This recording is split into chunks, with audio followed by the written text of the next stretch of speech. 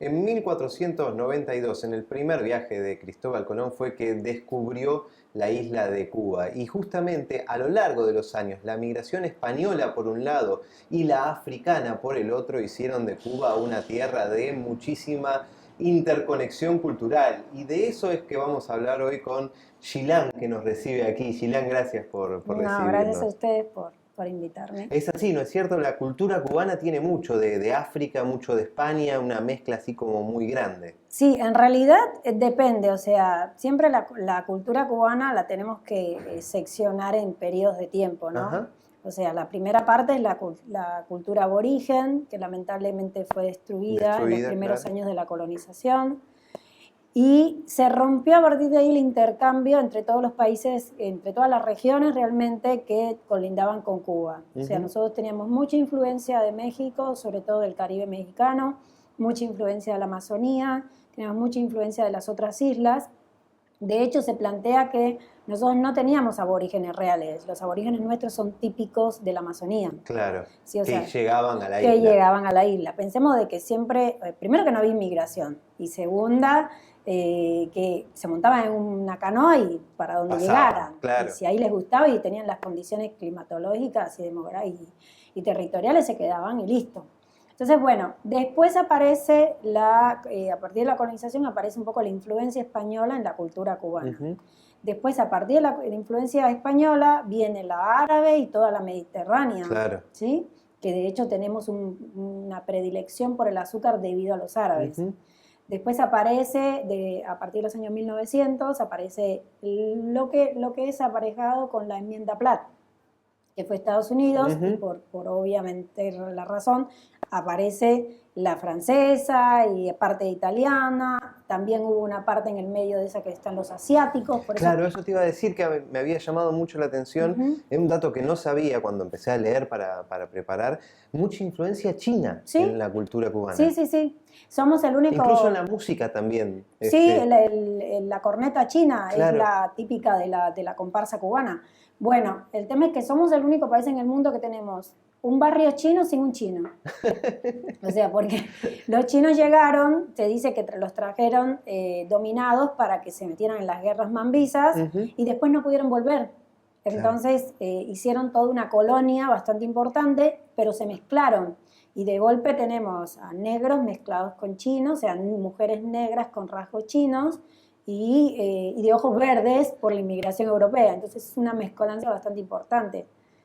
Claro. Y de todo esto, ¿cómo aparecés vos en esa historia de Cuba llegando a la Argentina? Tremendo. Bueno, ¿cómo aparezco? En realidad yo, por mi carrera, yo soy contadora pública de Ajá. formación. Por mi carrera siempre tenía que estar viajando, porque además fui bailarina profesional hasta los 20 años. Mira. Entonces viajé mucho a México, me gustaba mucho la cocina, porque además mis padres siempre trabajaron en temas relacionados con el Ministerio de Comercio Interior y el área de gastronomía. O sea, cociné desde muy chiquita y bueno, siempre por X o por Y me vinculé a la cocina.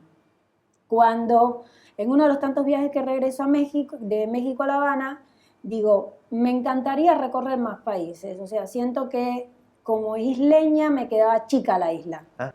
Si no fue por un problema ni político, ni ningún problema de esas cosas que siempre nos Sí, sí, atribuyen. asociado directamente a la Claro, política, tal Cuba. cual. Entonces dije, realmente me sentía como una polilla dentro de una computadora, que yo necesitaba comer cultura, comer desafíos en el mundo y que yo me quedaba, como que la isla me quedaba muy chiquita. Ujú. Entonces, bueno, empecé a pensar y bueno, se fueron dando las cosas. Conozco una señora argentina donde me dice que si a mí me gustaría vivir en Argentina porque siendo cocinera y bueno, y además con mi profesión y siendo cubana, a mí me podía dar crecimiento y me podía enriquecer mucho. Claro. Así que trabajé en ese proyecto y vine de vacaciones a ver si me gustaba. Me acuerdo que llegué con 0 grados de Ezeiza.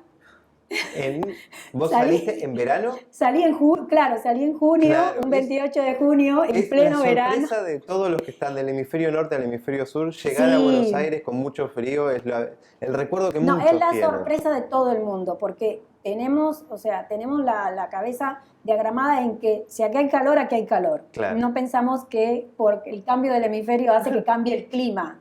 Entonces, yo siempre digo que la mentalidad isleña es una mentalidad donde el mundo termina cuando empieza el mar. O sea, se acabó. Entonces, llegué a Ezeiza con 0 grados. Me acuerdo que el primer recibimiento fue con una parrillada, cosa que yo no entendía nada, porque, o sea, tanta carne, tanta carne. cosa. Y bueno, me gustó mucho, encontré trabajo inmediatamente, se me empezaron a abrir las puertas, pasé tantas problemáticas como cualquier inmigrante. Ujú. Uy, Ahí nos quedamos para seguir retomando esta historia en Argentina, pero ahora hagamos un flashback, vayámonos tiempo atrás, a la Dale. infancia en Cuba. sí. ¿Cómo fue esa infancia? ¿Qué cosas vos, si yo te digo Cuba, aparecen automáticamente? La Habana Vieja. Creo que La Habana Vieja y el Malecón es lo que más siempre pienso, ¿no? ¿Por qué? Porque viví en Centro Habana, que un parque nos divide a La Habana Vieja. Ujú. Entonces siempre tengo ese recuerdo de lo colonial. De hecho, soy muy enamorada de todos los países que tengan alguna zona muy colonial. Colonial.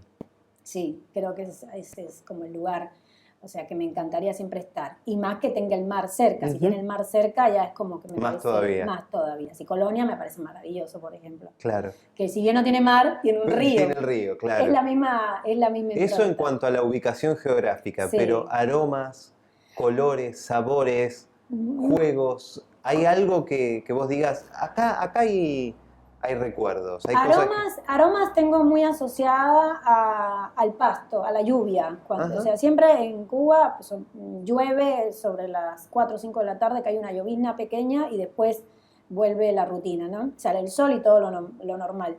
Entonces, cuando toca el agua, el pasto? el asfalto y el pasto, cuando vuelve a salir el sol, como hace tanto calor, evapora rápido y ese es el olor que cuando están cortando el pasto en algún Ujú. lugar hago como la película Ratatouille, Claro, me te tira, lleva me lleva hasta ahí, ¿no? Ese es un olor que lo tengo muy, muy pendiente.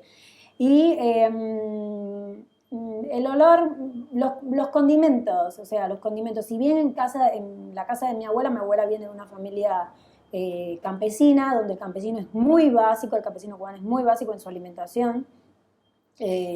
No condimentaba tanto. Después, cuando mi abuela fallece, yo tengo 15 años y mi mamá retoma la cocina. Mi mamá siempre fue muy inventora, o sea, ella hacía un megaplato con 2, 3 cosas y eso siempre fue algo que a mí me impactó mucho. ¿Hay alguna influencia también, imagino, ahí de eso con tu profesión después? Sí, muy alquimista mi mamá en la cocina y creo que yo tengo eso también, ¿no? De que me encanta inventar y que la receta tiene que ser así, pero después al otro día te la cambié toda. Entonces, ese olor, justamente hace un rato, cuando venía para acá, bueno, en realidad estaba pasando a mis perros, pasé por una pescadería y siempre hay un olor que lo tengo asociado a mi niñez, que es con mis abuelos y con mis abuelos paternos y mi familia materna, que es el arroz con calamares. Estaban cocinando arroz con calamares y el olor del calamar es un olor muy específico para mí. Tiene que ver mucho con mi infancia. Ir a casa de mis abuelos y que haya hecho el arroz con calamar, entonces yo comerlo. Uh-huh. ¿Sí? Entonces empezaste a vivir esos olores, a vivir esas cosas, y entonces sí, es que ahí sí se empieza a unir esa Cuba con el empezar a querer viajar, el empezar a sentirse que te quedaba chica la isla. Sí.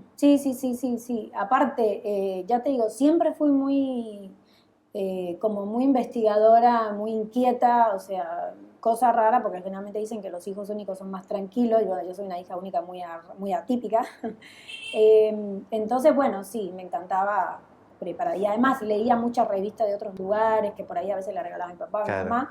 Y bueno, por suerte ya cuando llegué acá a Argentina, o cuando ya viajaba a México, además, ya no eran tan extrañas las coles de Bruselas, por ejemplo. Ya sabía lo que era. Si bien nunca las había comido, sí por lo menos sabía qué era. Bueno, hacemos ahora una pausa y te propongo lo siguiente. Hablar de lo que fueron los primeros momentos cuando te instalaste en Argentina, pero después de la pausa. Muy bien.